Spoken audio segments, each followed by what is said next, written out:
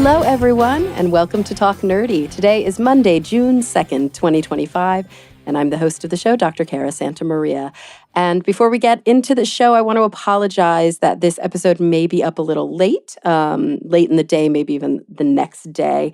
I've been traveling quite a bit and trying to juggle my schedule, and recording the intro for this one fell through the cracks, so my editor got it a bit late.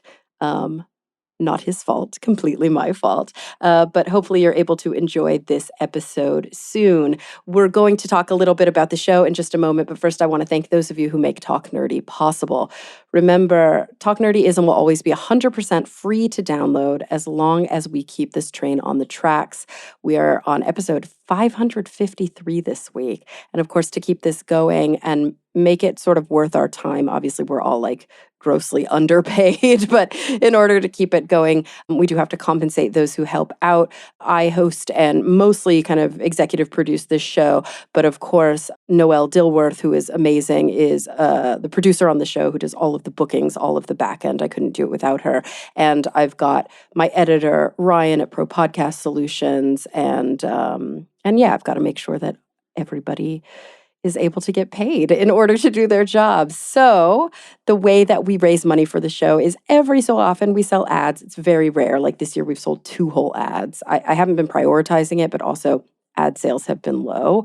I mostly just keep this going by relying on the support of individuals just like you. I use Patreon as the platform. That's Patreon. All you've got to do is visit patreon.com/talknerdy, and you can learn more about how to pledge your support on an episodic basis. And as always, at the top of the show, I like to give a shout out to the top patrons of the week. Those are the ones who pledge within the top 2 tiers for the show. They include Anu Bhadavaj, Daniel Lang, David J.E. Smith, Joseph Lamore, Mary Neva, Brian Holden, David Compton, Gabrielle F. Jaramillo, Joe Wilkinson, Pasquale Gelati, Ulrika Hagman, and so many more of you, hundreds more of you, are also pledging your support on an episodic basis. And I'm just very, very grateful.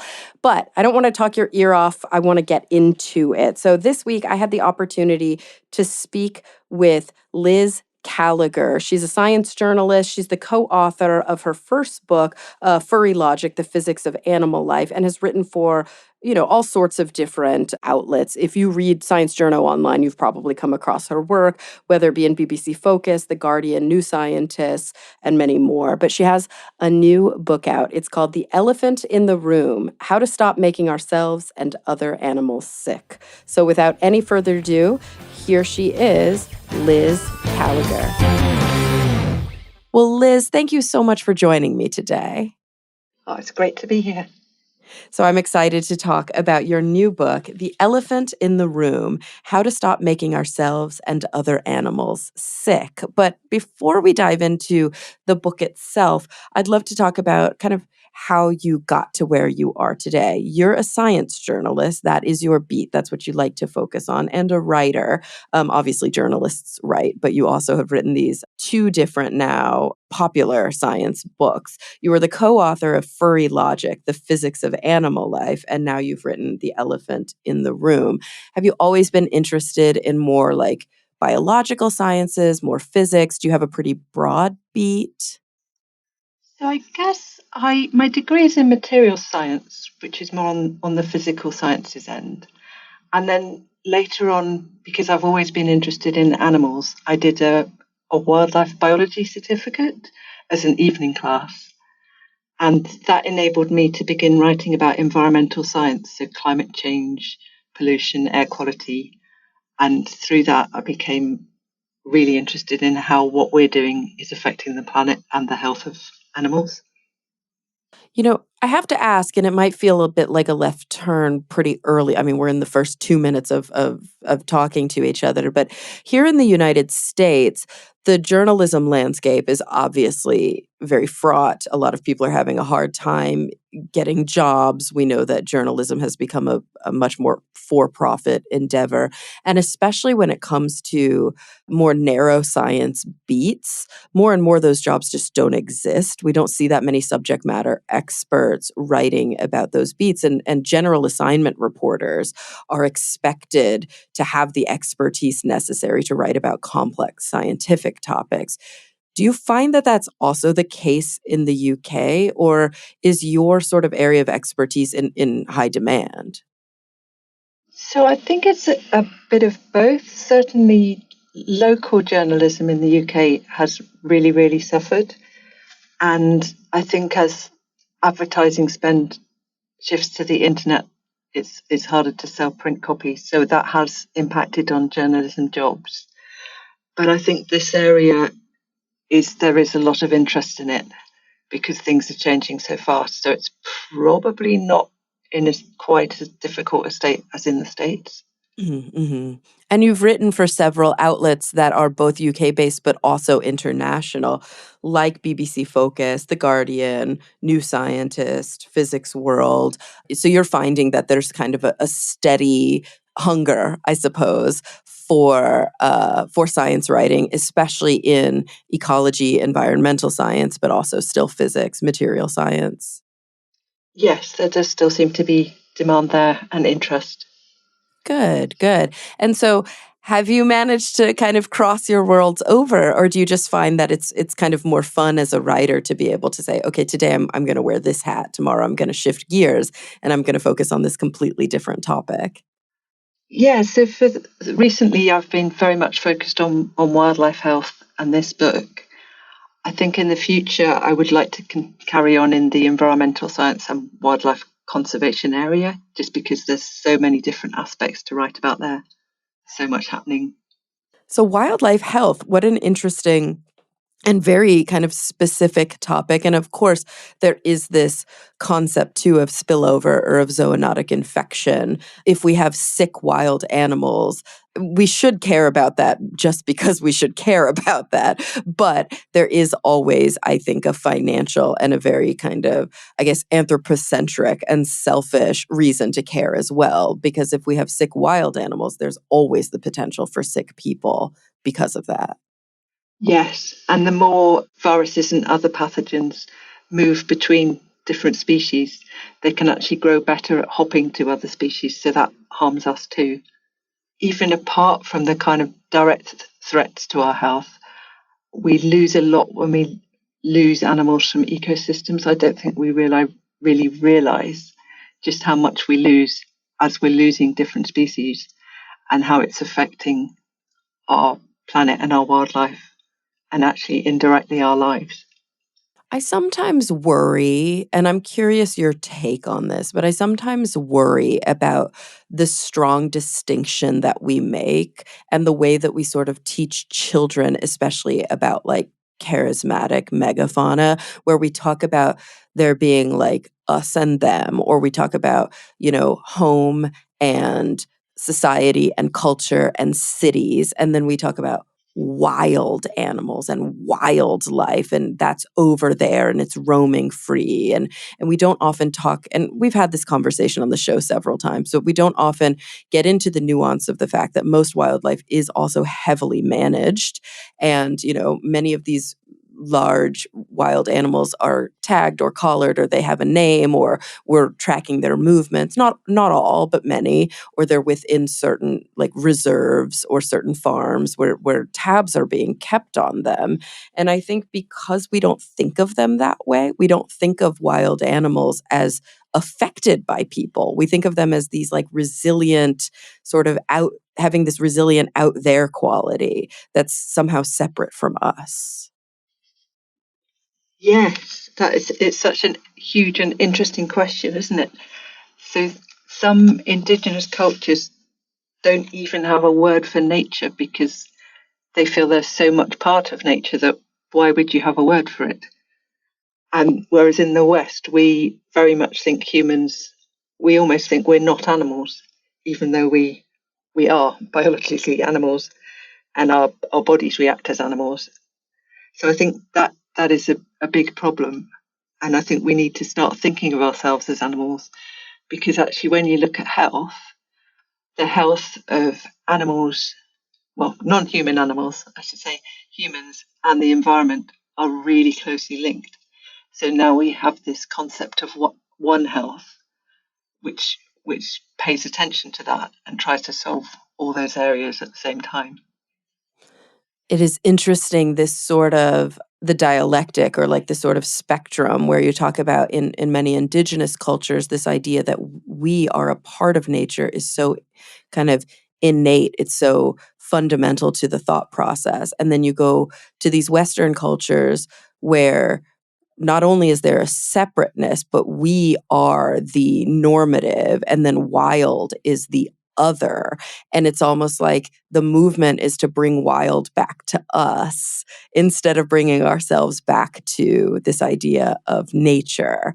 I don't know. I don't know if I'm verbalizing that really well, but somehow I'm reminded of this cartoon that I saw several years ago that I often reference on the show called The Fence. And it's like, I think 4 or 6 cells, and it starts with a globe that's very, very green. And then in the next cell, there's a little brown patch and there's a fence around it. And it's like, we call it a fence. It's how we keep our crops safe or whatever. And then it grows and grows and grows. And eventually the whole globe is brown and there's a tiny fence around a tiny green patch. And it's like, we call it a fence. It's how we protect the wildlife.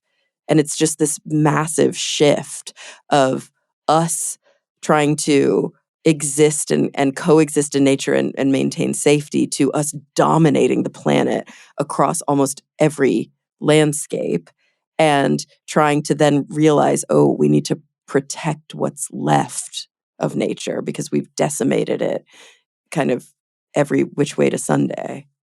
Yes, I think humans have now affected 3/4 of Earth's surface.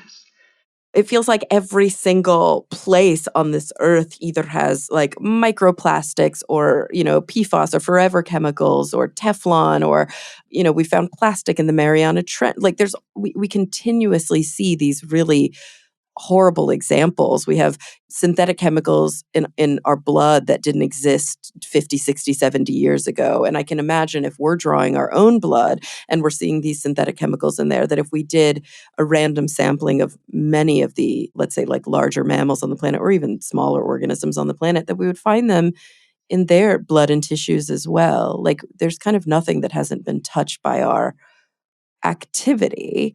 And so, I brought that question up because when we think about a book like The Elephant in the Room, how to stop making ourselves and other animals sick, I can imagine that the initial pushback, the kind of, I don't know, the reaction that people have to sort of eschew blame or to not feel guilty is to say, well, wildlife has always gotten sick. There's natural sickness out there. There's pathogens everywhere. Of course, they're going to get sick. That has nothing to do with us. So, what's the difference between sort of natural cycles of illness, viral, bacterial, protist, different infections that occur in the wild, and the explosion and the really kind of scary type of sickness that happens because of human behavior? Can we make a distinction there? Yes, so ecosystems have always had parasites and pathogens, and it's a question of balance. Anything new is problematic. So when diseases first evolved, they would have caused many more problems. And then those species learn to live alongside the diseases and adapt. But when humans come in and start disturbing habitat or moving species around the world, taking their pathogens with them, or farming, so we're getting up closer to animals, or changing the climate, then we're altering the diseases that species encounter, and they may be immunologically naive to those diseases, so they haven't encountered them before. Their bodies don't have any defenses, and that's when those diseases can potentially break out and kill huge numbers of animals. So, generally speaking, when we think of the quote wild, we're talking about different organisms, different species that have these really intricate ecological niches. They move around in such a way that they, slowly but surely might approach other species or might, move into other habitats. But when we have, for example, a wet market, or a big food trade, and we're stacking cages of this bird next to this pig, next to this frog that never would have encountered one another in the wild, pathogens can spread very quickly. And so that sort of that that length of time that evolution was operating on for millennia is now just completely cut overnight. Exactly. And yes, we're introducing species to something they may never have seen. So it looks like the chytrid fungus that has been killing frogs started to spread around the world. Well, it was native to the Korean Peninsula, which we know because it's much more diverse there, this particular species of fungus. And the frogs there don't die from it. And then at some point, a new hybrid form emerged somewhere in the world. We don't know where, but it formed from this Korean version. And we think that's as a result of the trade in amphibians, either for food or pets or lab work. African clawed frogs were used in early pregnancy tests, and they were shipped around the world, I think, in the 1920s. So they may have been involved. Okay. Okay.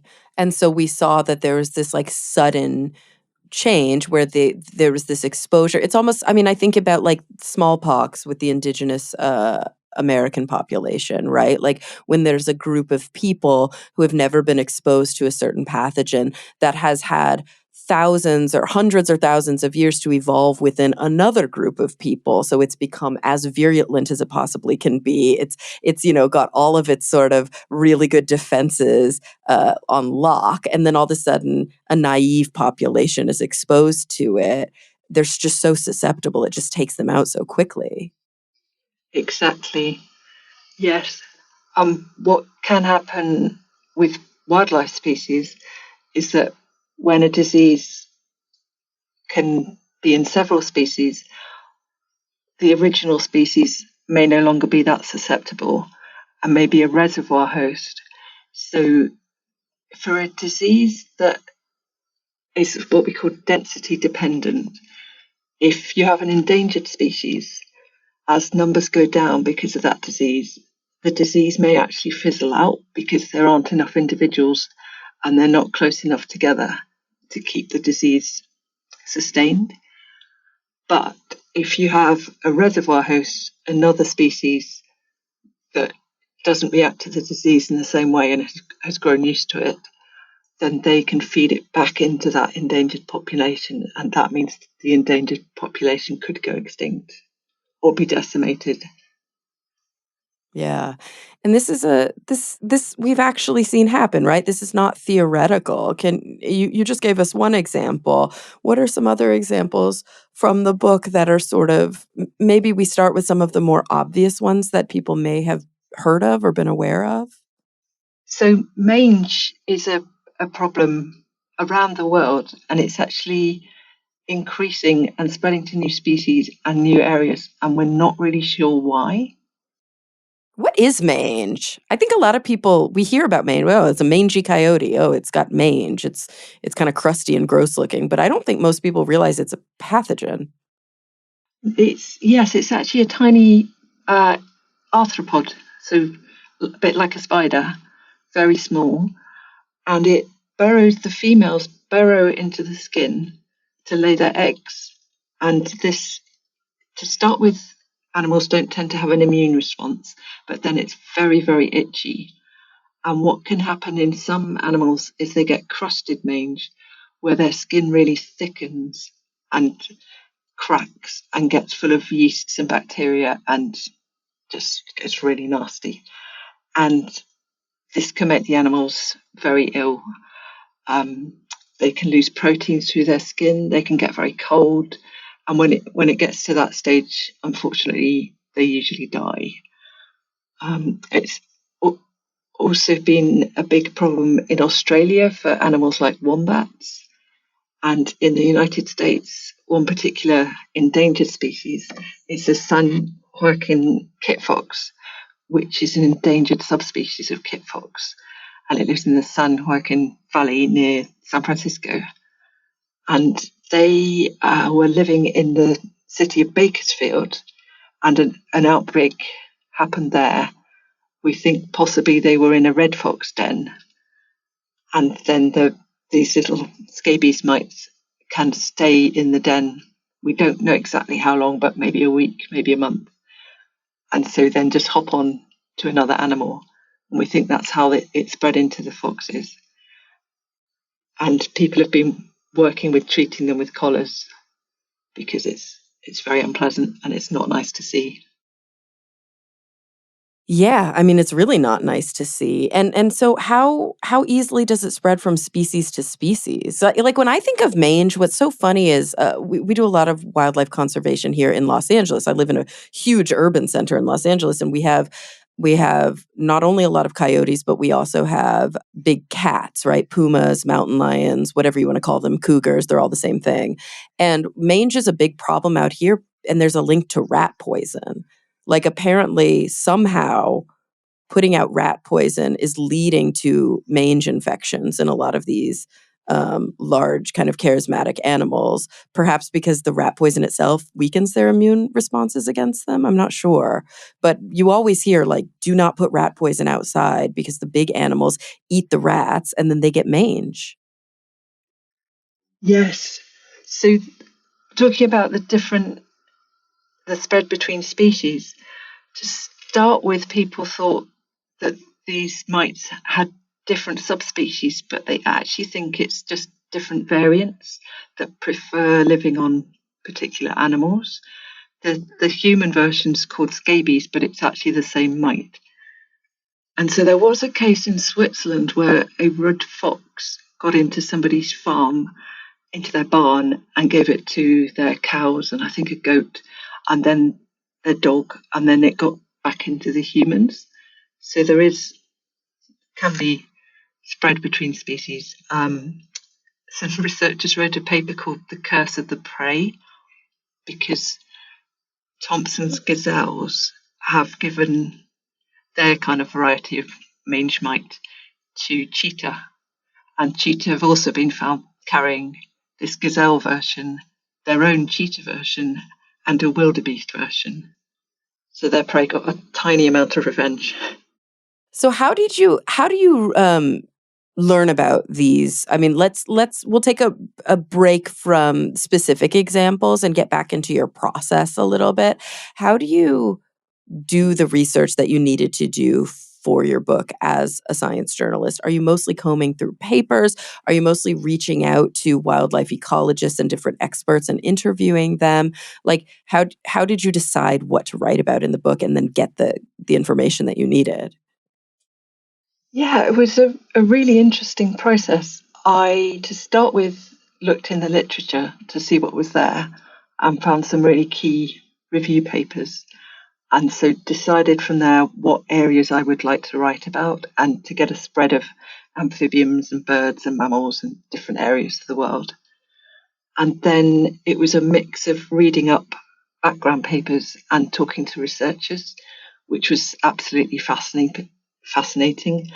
People were really generous with their time, and I got to hear lots of stories about people working in the field and some of their adventures. So it was just really interesting. Did you get to go on any adventures? Have you ever done, maybe for this book or even for other reporting that you've done, have you spent any time in the field? So I went to Kenya in search of the endangered Grevy's zebra, and that was just before COVID broke out, which is when I became interested in humans' effects on wildlife health as opposed to wildlife diseases coming into humans as COVID-19 did. The Grevy's is actually interesting in that for a zebra, they're not particularly social because they live in Kenya and the Horn of Africa, where there's not so much water, which means grass is fairly scarce too. So they have a fission fusion society, so they come together when they need to, but at some times of year they can be more solitary just because there isn't enough grass to live in a huge herd like plain zebras do.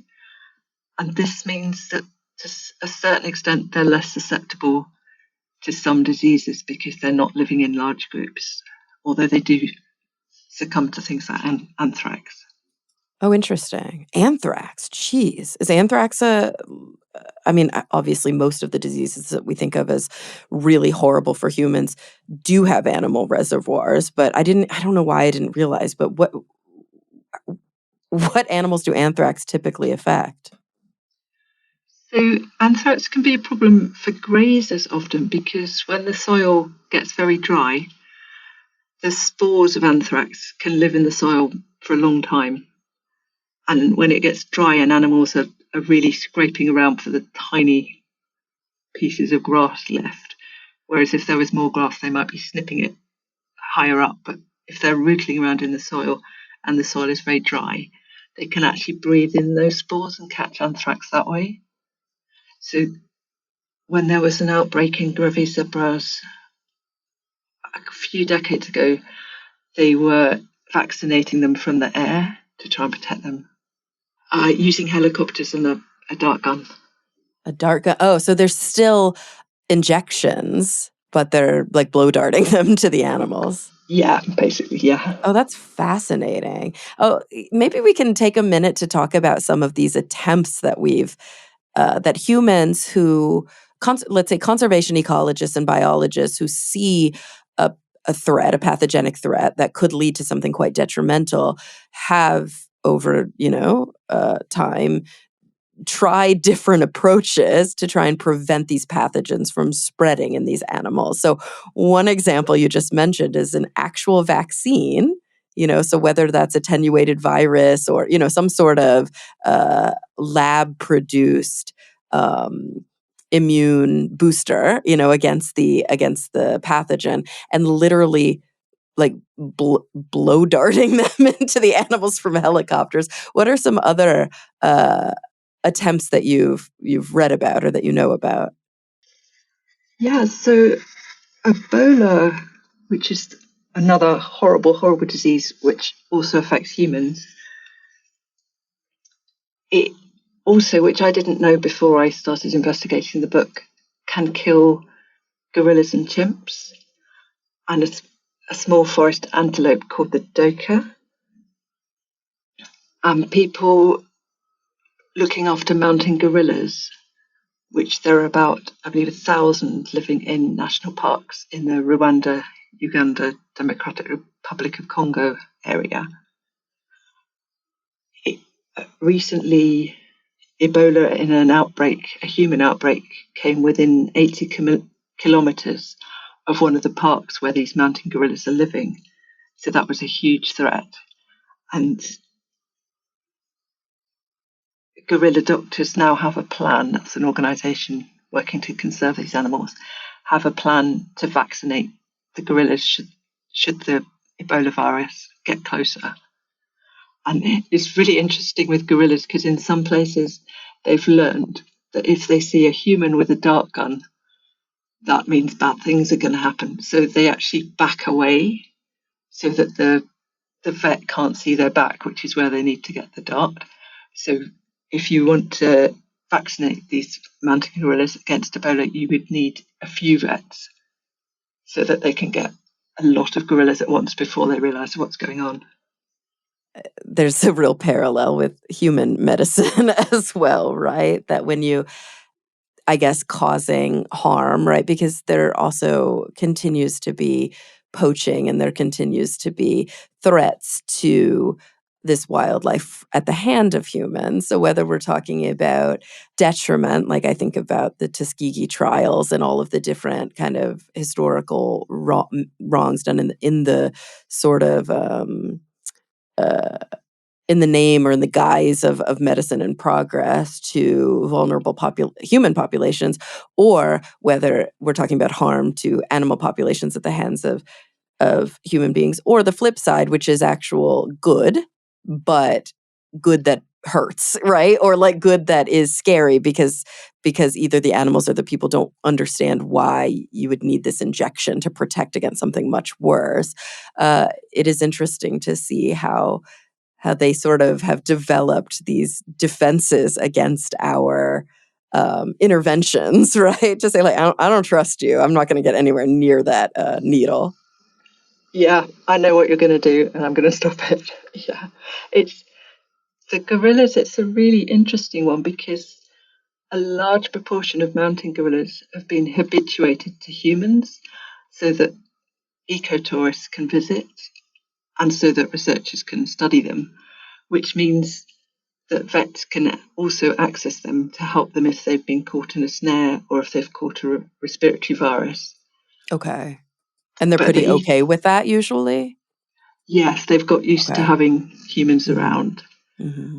But the ecotourism is a mixed blessing because it's helped to protect their habitat. But human and gorilla bodies aren't actually that different. So humans can give them measles, colds, all sorts of respiratory viruses. And actually, COVID-19 meant that all the national parks where gorillas are now, human visitors now have to wear a mask, and that's carried on. Whereas before, only one national park made visitors wear masks because they thought tourists wouldn't do that. So during the COVID-19 pandemic, when tourism wasn't happening, the gorillas' respiratory health actually improved.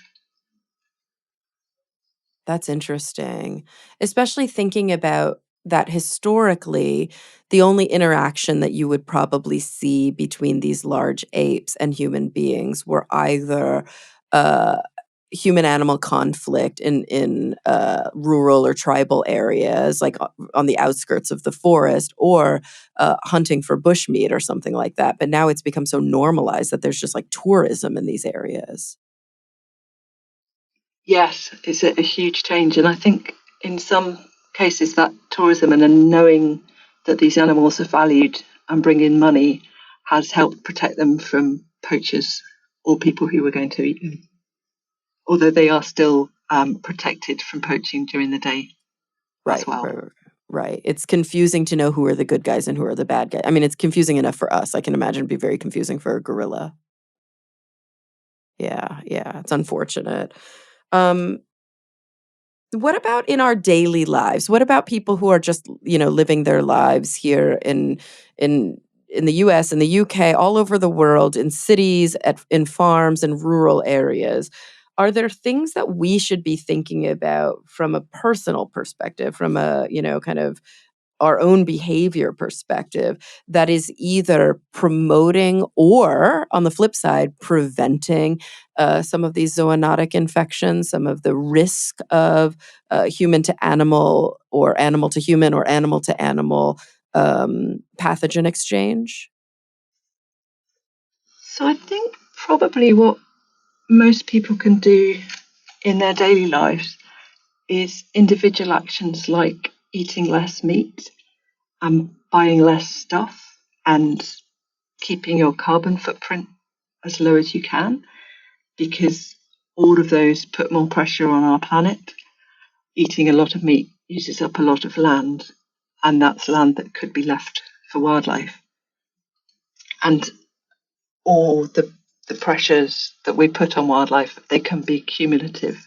So if animals are stressed because their habitat is being destroyed, that puts them at more risk of a disease because their immune system will be functioning less well, and also because they might be crowded in together with other animals. Mhm. Yeah. So in terms of um, you mentioned a few different things. So eating meat, obviously, that causes there to be an entire industry of like factory farming, or even just of even if we're not talking about full factory farming, oftentimes when things are labeled like free range or whatever, we're talking like, oh, they get to like go in the pasture for like 30 minutes a day or something, like just the agriculture industry, especially when it comes to protein. Yeah, not only is it quite harmful for animals from a, I guess, a psychological perspective, but it increases the risk of these these infections, right? What about some of the other, like climate change? How is that linked? So climate change is causing wildlife species to move around the world as they're looking for the habitat that is the same as the temperatures they used to live in. And some animals are moving faster than others. Some can't move at all. So that's kind of mixing up which animals live alongside each other, which can bring animals into collision with new pathogens that they're not used to. So then we have all those problems of immunological naivety that we talked about before. Climate change can also make diseases like West Nile virus, which transmits most efficiently when the average temperature is 24 or 25 degrees. So that will increase the area in the US that has those temperatures, and so bring West Nile virus to new areas where it harms birds, horses, and people, and I believe some reptiles as well. Yeah, we've definitely we see that already. It's true that it's getting farther and farther north, and we're seeing that with lots of different, I guess what we think of as traditionally tropical pathogens, right? That they're able to move into more and more territory. Yes, and it's a potentially a problem in the UK. We don't have West Nile virus here at the moment, but it could be that we start to get it in the southeast and it Mm, spreads. yeah, yeah, that definitely is problematic for sure. So climate change is, yeah, I mean, kind of across the board, increasing these risks, not just to people, but to other animals that were never sort of exposed before. You mentioned bird species, but earlier you mentioned um, just the way that within like amphibians or lizards, these pathogens can spread so quickly. And of course, as you mentioned too, species that have never been in touch with one another are now increasingly within each other's range or increasingly crossing each other's paths. Animals are eating animals that they never ate before. I mean, because these are all the different ways that an infection can spill over, right? From eating an animal that you didn't eat, that you're naive to, from just being near one, breathing the same air, coughing, sneezing, getting, fluids transmitting, or just skin to skin contact. And then, of course, going back to the idea of like the wet market or taking all these different species for food or for pet trade and stacking their cages near one another. That has actually nothing to do with their wild behavior and everything to do with fiscal behavior, our capitalist Yes, behavior. Yeah. yeah, It's the way we're trading, I guess. yeah, Um, it's so dangerous. I mean, and it almost feels, I mean, I hate to say this because I want to do the shift, right? The important shift to what can we do, but like it feels overwhelming. It feels almost inevitable. Is it though? so that's a really good question. It can feel that way. There is a lot we can do as well as individuals. We can encourage our policymakers to press for things like protecting habitat, slowing climate change, stopping subsidising environmentally harming industries. Bear with me, I'm just checking my list. Regulating the trade in animals so that we're not spreading diseases around the world, regulating the way we farm to prevent flus emerging, and to set up ecocide as a crime for individuals during peacetime. And there are moves to get that through to the International Criminal Court. And also recently, the Global Pandemic Accord, which is due to be ratified this month, has acknowledged that One Health is useful in preventing pandemics, and that could potentially be huge. So, and that will provide expertise and funding to those who need it, and so that will help protect humans from pandemics, and protecting wildlife health also protects species from extinction. And all these measures would slow climate change and actually save us money because it would cost around 20 billion a year, $20 billion to prevent pandemics emerging. And that is just less than a tenth of the economic productivity that would be lost to a pandemic each year. So it makes sense on so many levels. I do agree it's a big problem, but there is a lot we could do, and fairly straightforwardly, and it would definitely be worth it because the pandemic was so disruptive, the COVID-19 pandemic. Yeah. Help us understand a little bit when you say, when you're talking about the legislation against ecocide. How is that defined, ecocide? So ecocide is destroying an ecosystem. It's currently a crime during war, but not during peacetime. And there is a Stop Ecocide campaign, which is making significant progress in getting countries to legislate against ecocide in their own countries. And also, it's now been put to the International Criminal Court, and it needs a certain number of countries to push for that legislation. So the wheels are moving there. I'm not great on the tiny details of the legislation, but it's looking promising that momentum is building. And that would mean it would be an individual crime rather than a corporate crime. But that could mean potentially that a CEO of a company or president of a company, if they felt they could be tried as an individual under this ecocide legislation for harming a habitat, say, that might make them think twice. Mm-hmm. Yeah. Do you think that I mean, obviously you don't have to get into the weeds on the actual legislation, but is it important to you to make a distinction between intentional ecocide and ecocide as an unintended consequence of just like irresponsible behavior, or does that matter? So I guess to the wildlife, the intention doesn't matter. But I think it is easier to stop intentional harm because there's a point at which you make a decision whether to do it or not. And so there's a point at which you could decide not to. In the past, we've unknowingly harmed wildlife health just because we didn't know. There have been cases with conservation programs where the chytrid fungus that harms amphibians, before we knew that's what was harming frogs around the world, we introduced it to Mallorca, an island off Spain, with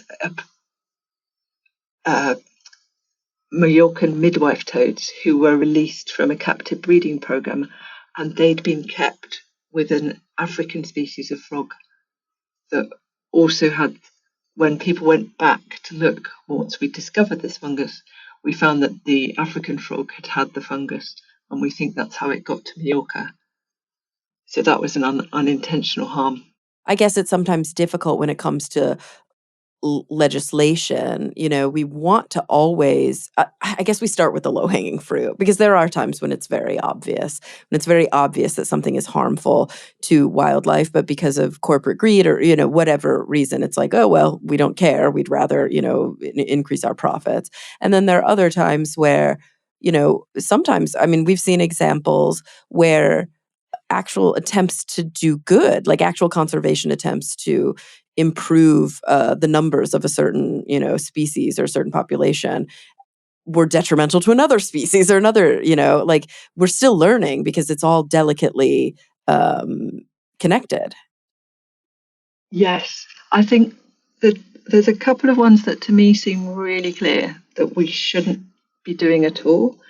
And one of those is fur farming, because that feels like something it's just for fashion. We don't need to do it. And there have been problems at mink farms spreading COVID and also spreading flus. And that's just something we don't need to do. So I think we should stop doing that because it can get back from the mink into humans. And whilst being in the mink, it can have evolved and transformed into something that can spread more easily between mammals and into other mammals. And the other thing I think we don't need to do is to sell food at wet markets, so live animals for food at wet markets in cities, where people have other alternatives. I think it's different in smaller places where bushmeat is keeping people alive. Although in those places, it's really important that people carry on educating people that it's no longer safe to eat animals that you find dead in the forest, which was a traditional way of life in some cultures. Yeah, yeah, absolutely, because those animals could have died from some sort of infection that then you can get from eating their meat. Exactly, yes. I'm curious, any other sort of big takeaways? I mean, I don't it's so difficult when I have folks on who write brilliant books with brilliant stories that I don't want to tell all the stories in the book and, spoil the whole point of getting the book. But I'm curious, as you were writing the book, if there's anything that you sort of learned that you didn't know, or big kind of takeaways that have changed your perspective and your opinion, having been steeped in this information. That's an interesting one. I think if I hadn't already been vegan when I started writing the book, writing about flu and poultry farming and how the flu virus went from a not that bad virus in wild birds, got into factory farms and became much more virulent and killed lots of chickens, got into humans, then got back into wild birds, but in a much more dangerous form that affected the whole bird and not just its gut. It used just to be a kind of a tummy disease in birds, but now it just kills. And I think if I hadn't been vegan, that might have been enough to make me stop eating meat, definitely chicken from factory farms, and probably more. I'm not sure. Yeah. Yeah. No, I can imagine. And so you were already vegan before you started this journey? Yes. I'd been vegetarian for a long time and then I stopped being able to eat dairy. So then I kind of became vegan. And my my vegetarian reasons were more about animal welfare. But so a similar question to whether I'd go vegetarian because of wildlife health is we learned later that being vegetarian is also better for the planet. And I don't know if that would have been enough to make me make that choice because I was already. Yeah. No, that makes sense. And so that's a big personal decision that somebody can take on, or at least, I mean, at the very least, you can start small, right? And you can start eating less meat and start being more mindful of how you source your meat. But that ultimately, knowing what's happening behind the scenes is driving a lot of these infections, and then eventually these spillover infections. Even just being educated about it. I mean, that's kind of the whole point, right? That's the whole point of putting this information out there. Yes. And I think actually another thing which I don't know if I would have stopped would be I don't keep any pet reptiles or pet frogs. But if I did, I would think, having written this book, I would think more carefully about where they were being sourced from and whether they were being shipped across the globe for me and how much I wanted that to happen. And also, in some cases, when people discover a new species of amphibian, it's then people, I think, have used the scientific description where the location's been revealed, and they've actually used that to go and find that frog and sell it for the pet trade. So you've got a new species where you don't know how many there are of it, and it's already being exploited. And I think that's problematic too. Absolutely. It leads me to wonder when it comes to more traditional domesticates, dogs, cats, I don't know, rabbits, horses. Um, is there anything we should be mindful of or thinking about when it comes to how we feed them, how we adopt them, how we care for the pets that are probably not going anywhere anytime soon? Yeah, so I think it's very important to keep them vaccinated for whatever local diseases are a problem in your area. I think it's important to treat them for ticks and fleas because they can spread diseases. If you're in an area where there is plague, say in the Midwest, a researcher told me that people will let their dogs run through prairie dog colonies, and prairie dogs can carry plague. So it's kind of important not to let your dog chase prairie dogs because they might get plague from its fleas. Plague having arrived in the States in the very early 20th century from Hong Kong on a ship with fleas on rats on that ship, and then spread slowly east. Yeah, I mean, I think just not letting your domesticates run wild as it is. I think about cats. This is a huge problem in urban areas, is that the cats are outside all day and they're just like killing so many birds, right? So we already know that that's a problem just from a population perspective because cats are not wild animals anymore. They're domestic creatures. So there's way more than there would be in a balanced ecosystem, and they're just like offing so many birds every year. But then you think about the fact that they could be catching diseases or spreading diseases back and forth with these birds. Yes, so cats can also carry a parasite that causes toxoplasmosis, and they have been found to have given it to a species which I can't now remember, but that's a problem. Oh, so there've already been spillover events with toxo between cats and other animals. Yeah, that's not good. Yes. Yeah, that's really And not good. another thing, just in general for everything, if a species is stressed out by other factors like predation and habitat loss, it's then more susceptible to disease. So ideally, we'd be looking to do as much as we can to protect birds from cats and from food shortage and all those other factors that we can do something about. If there's one single thing, because when you mention the solutions, there are a lot of different approaches, right? Not eating meat, closing down wet markets in urban areas, a lot of regulation, things that are sort of within our control, but other things that require that we vote or that we speak to our representatives or that we do more activist work to ensure that there's a political will to do certain things, right? Like do our duty as citizens and constituents. But if there was like a single thing that you think is sort of the low-hanging fruit, and while it seems like just stop eating meat is the low-hanging fruit, I don't know how many people are in a position or are willing to do something like that overnight. So if there's a single thing that everybody listening to the show could start literally today, could you point to anything like that? Let's see. I might cheat slightly and use two. So Sure. stop buying fur or wearing fur if you are. Consider buying second-hand goods, because another use of land and water and resources is the amount of things that we're consuming and then throwing away. So if we can set up more of a circular economy, then that would be really useful.